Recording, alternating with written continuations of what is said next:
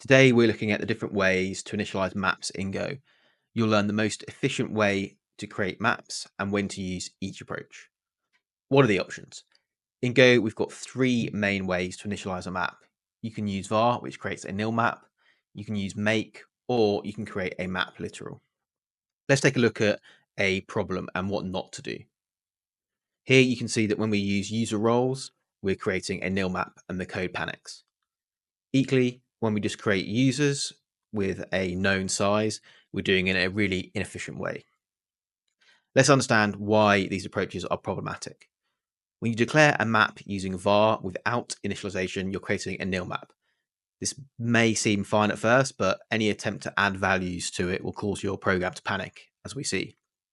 This is a common source of runtime errors in Go programs. Even when you initialize a map without a capacity hint, you're setting yourself up for performance issues. Every time the map needs to grow beyond its current capacity, Go needs to allocate new memory and copy existing elements. If you're adding thousands of items to a map incrementally, you're forcing Go to perform these expensive reallocations multiple times. Let's now look at a solution. Here's the proper way to initialize your maps, each suited to a different scenario. When you use a map literal like we are here with colors, you're creating a clean, self-documented piece of code. The values are right there, easy to read and understand. This is perfect for configuration or lookup tables when you know the values up front. The make function with a capacity hint is your friend when performance matters. By telling Go exactly how much space you'll need, you're avoiding those costly reallocations we talked about earlier.